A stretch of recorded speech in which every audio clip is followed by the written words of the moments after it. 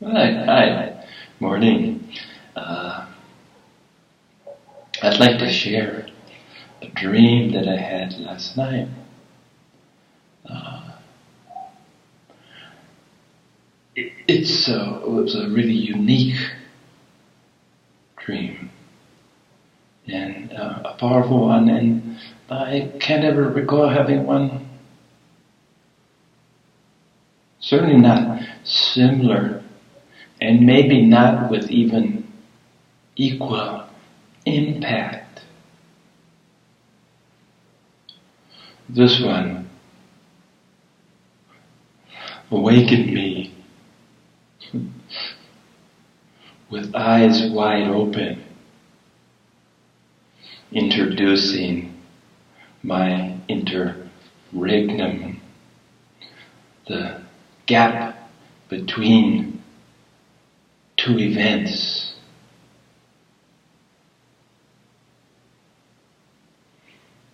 Sleep one and sleep two, after all.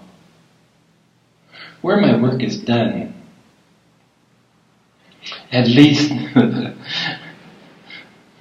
most important part of the work to me is always the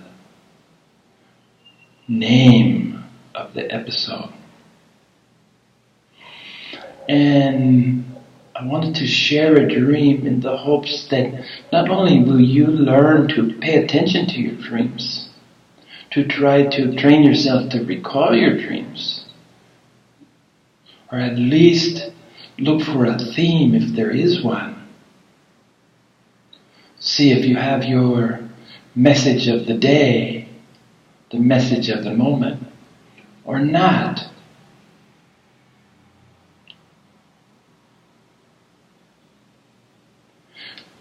So today I want to share this process with you, with a reminder that dreams unravel over time.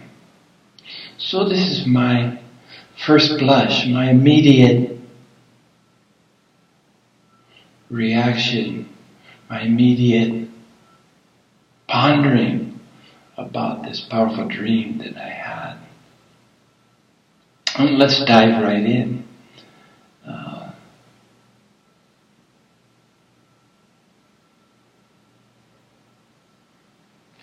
I was with a small group of close associates, if not friends. Anyway, I was completely comfortable within the group. And I'd be hard pressed at this point to name anyone in the group other than the leader of the activity that we were engaged in, the common activity that we were sharing, that was bonding this group. And the leader was a gourmand, or gourmand? A gourmet, someone that specialized in the appreciation of food, appreciation of not only taste, but presentation, and then of course categories. And as I recall, someone in the group mentioned that they wanted a gourmet hamburger. And it's the mixture of the proletariat, blue-collar hamburger with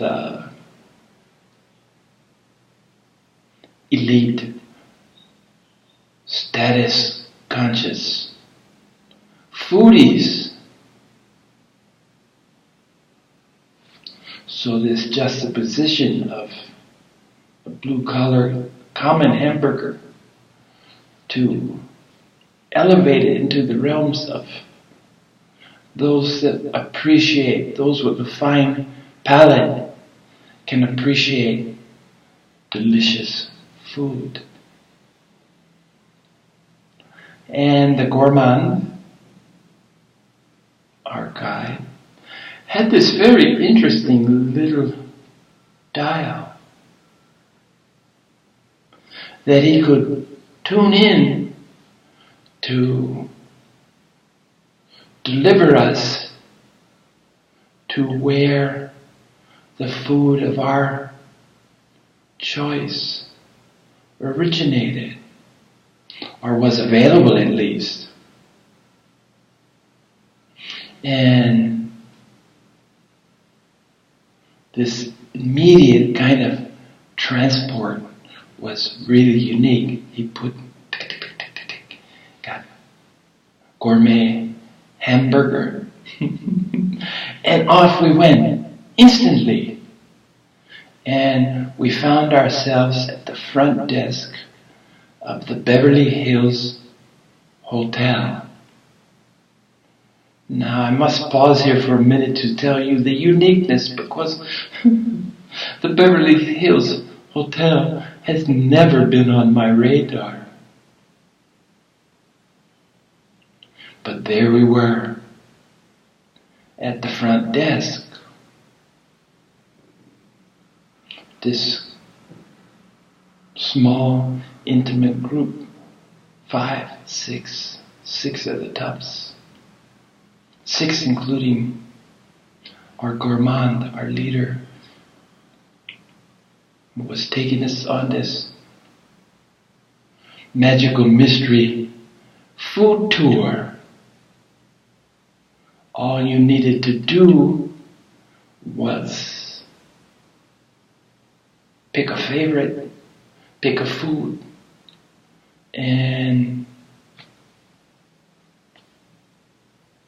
he would dial it in and instant transport. And it didn't seem to be a matter of time. It seemed that this form of transportation could take you forward, backward, or sideways in time. The goal being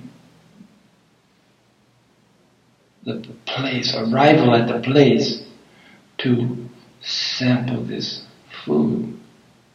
Again, I need to pause here because basically my food requirements, I'm a man of very simple taste. Never have been one to experiment a lot. In fact, I eat basically the same food every day, which I prepare. And I do make efforts to get better at preparing the meals of my simple requirement. So here's these two things already puzzling me. Being with a group of people that are really concerned about gastronomy, really concerned about what they put into the stomach, the palate, the taste, all that. What I had considered pretty snobby stuff, I put in the category of proper wine tasting. The wine steward and that whole thing with the cork and the swilling and the sniffing and looking for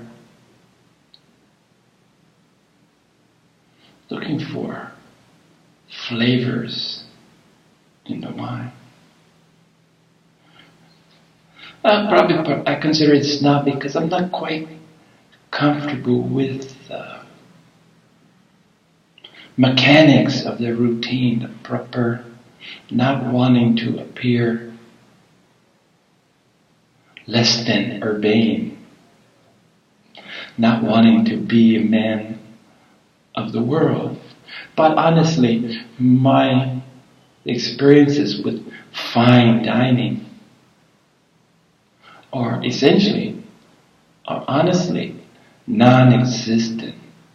So imagine, but I will say that, as dreams do, I felt very comfortable. It didn't seem so strange, but I did take note arriving at the Beverly Hills Hotel for our gourmet burger. Quite honestly, I wasn't even sure what a gourmet burger was.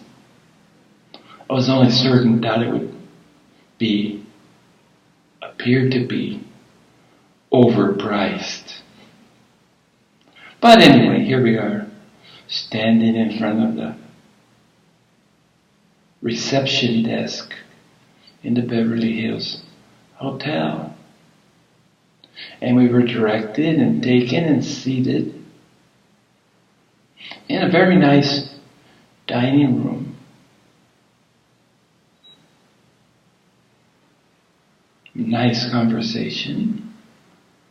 Fortunately, it was lunch and we didn't have to undergo the ordeal of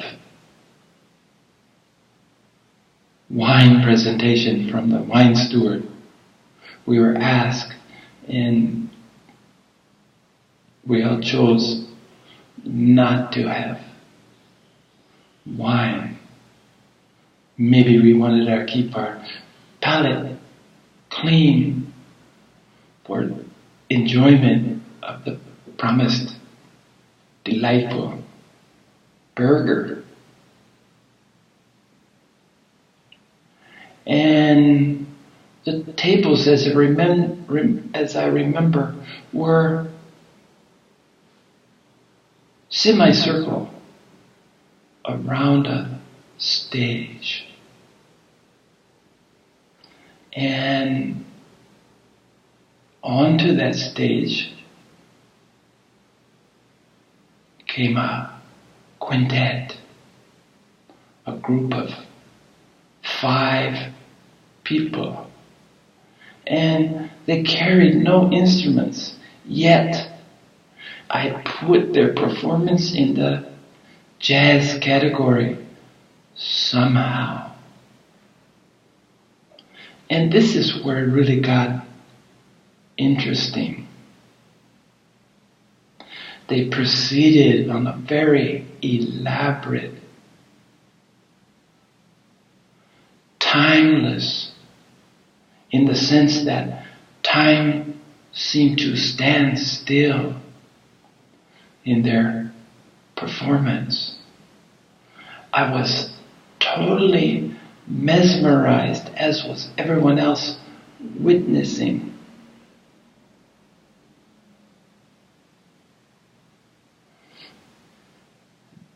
Their beginnings of the performance. Dramatic lighting that focused it, went from one to the other. As they began a series of sounds, intimately coupled with motion. So the light shining from one to another. The sounds evoking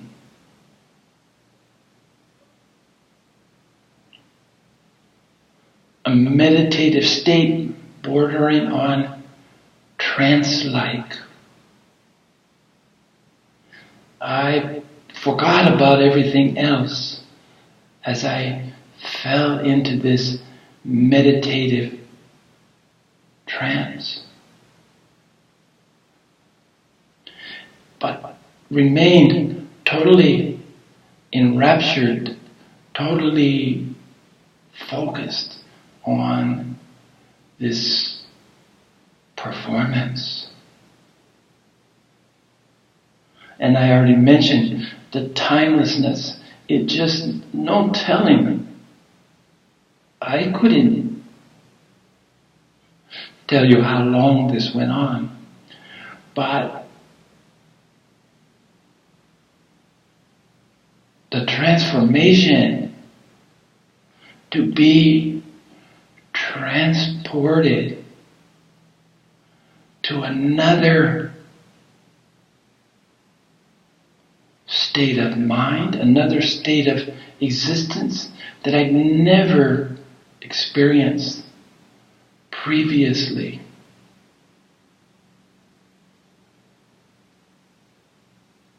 I have no memories of anything that would evoke or that could evolve into this, the dream of last night. So, movement, sounds, lighting,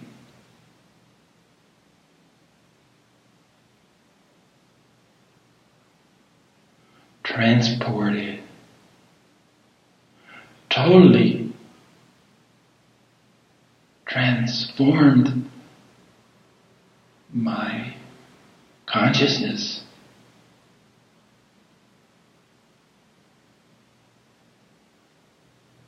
It was like a portal or a doorway that I never knew existed previously, as I had no memory of ever being in this state, this consciousness, and it was incredible in its uniqueness and its power.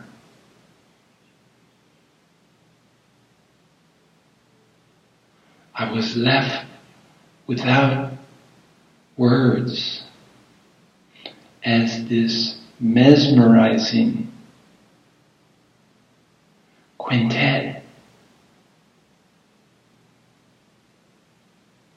created a unique experience.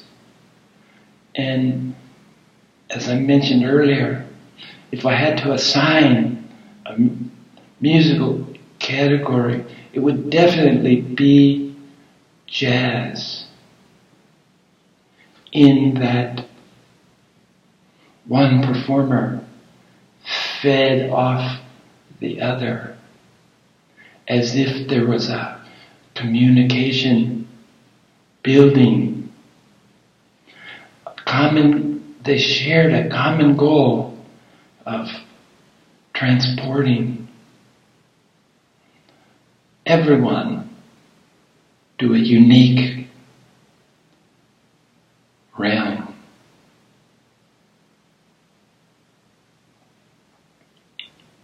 And now I know that this will be a realm that I will certainly have some longing for, because it was incredible. A longing without attachment. A pure and honest longing to be transported, to be transformed, to regain this level of consciousness that I experienced last night. Incredible. And it wasn't associated with emotive content that I could readily identify. That's what made it so intriguing. It wasn't transformed into bliss. It wasn't transported to some spiritual realm, although it was certainly fit a spiritual consciousness. It was just a unique, new addition to what I've ever experienced. This state of mind, this level of consciousness. And closest I could come to categorizing it is awe. Awe in the simple uniqueness and the ability of these 5 people being able to communicate through sound, through movement, and the timing, the beat was such a critical part because the beat was discordant. It didn't follow the rules of rhythm. And that's why the free form element of it could only, in my mind, fit in the jazz category. I will say that the quintet were the epitome of cool. If I ever wanted to see cool in the sense of a whole new category of coolness,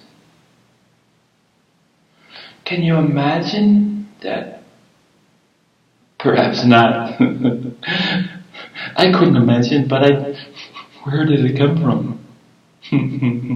Where do any dreams? Usually I can see some causality in the dreams. I can see some continuum. There's a reoccurring, but this was startling in its uniqueness and its power. So this performance went on and on. And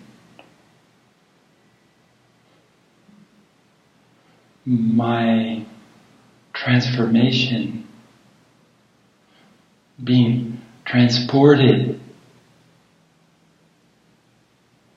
to this unique, and as far as I know, never visited by me realm.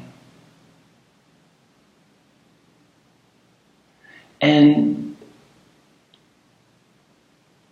as the performance, for lack of a better word, transformance was winding down,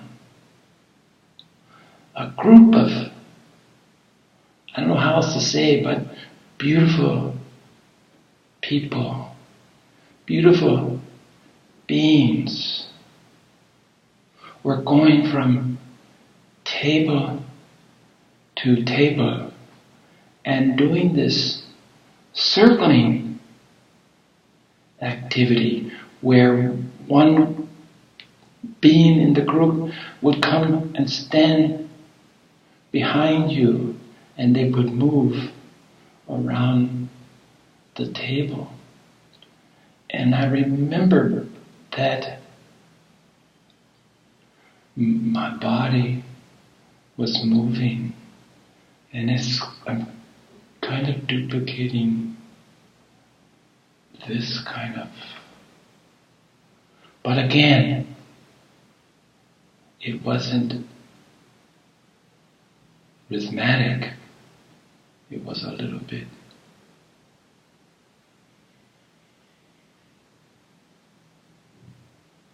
in keeping with the state that this amazing quintet had shared with us, had allowed us the beautiful gift of getting a glimpse, and these beautiful beings, and I say beautiful in the sense that their appearance was spectacular, one of beauty and grace. And as each one stood behind you,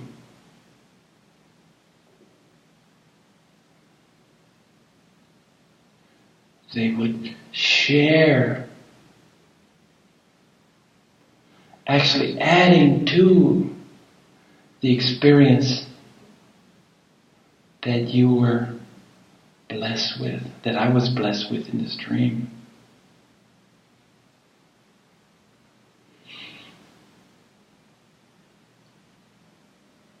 For some in my group,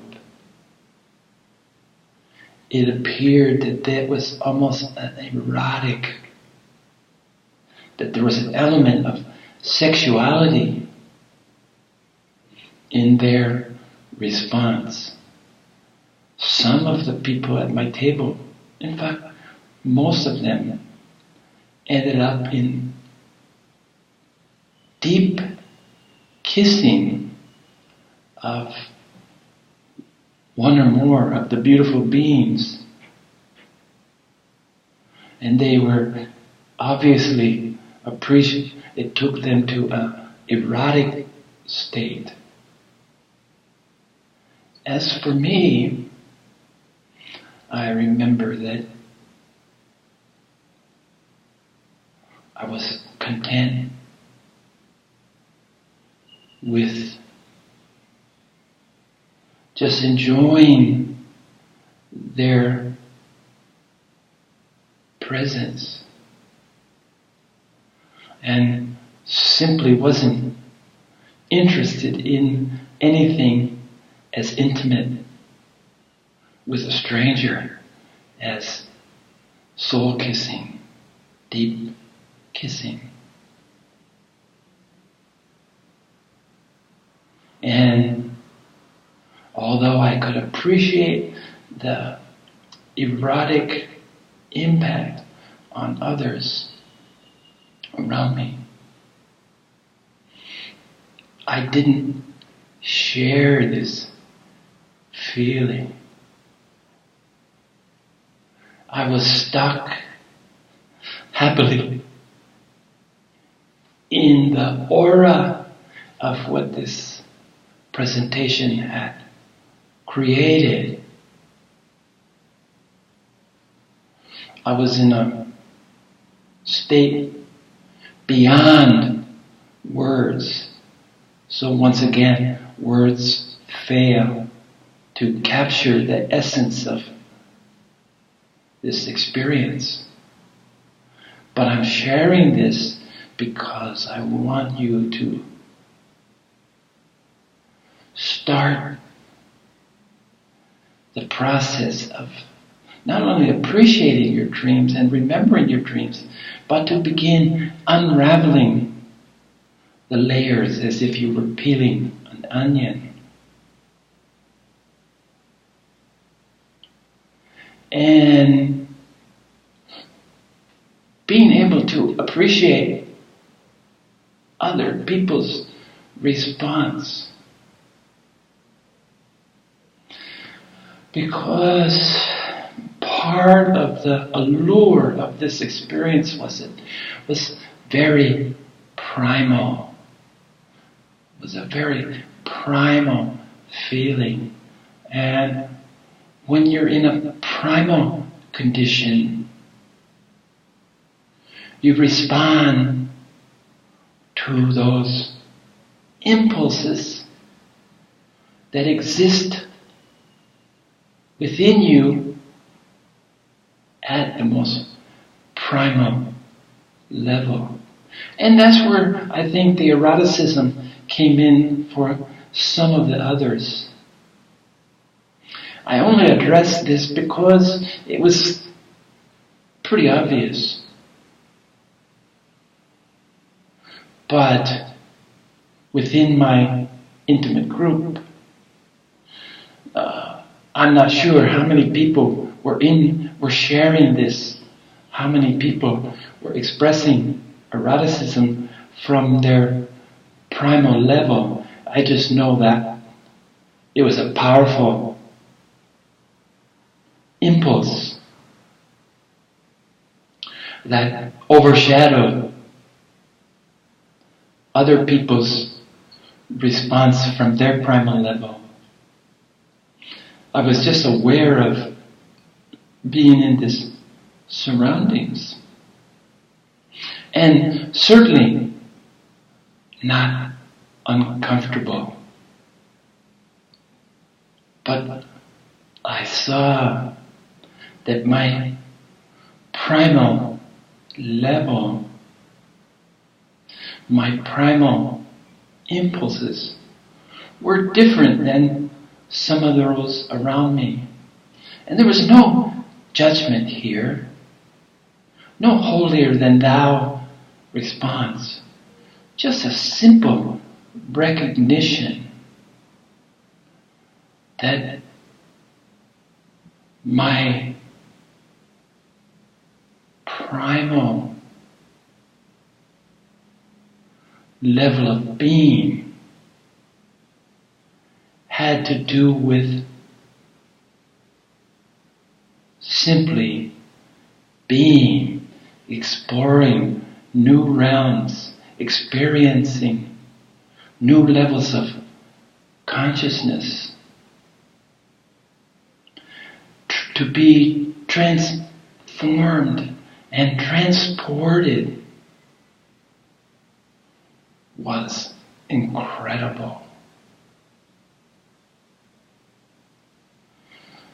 So I'm taking away that from this, that there's realms out there that we're not aware of, realms beckoning.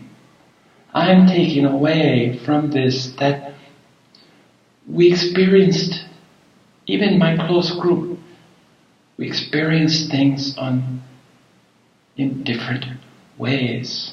I myself am not very connected to my physical form. It's tenuous at best.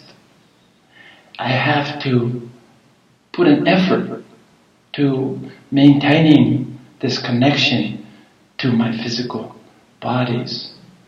Where some of those around me responded because their body is such a part of who and what they are. They're more connected to the body. And going to this primal level, we can see. But it left me with lots to reflect on. And primarily, it reinforced the non-judgmental aspect of how people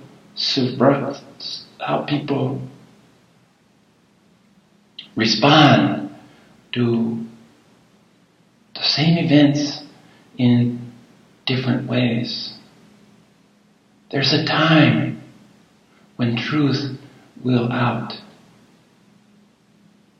And there's much more for me to see in this dream.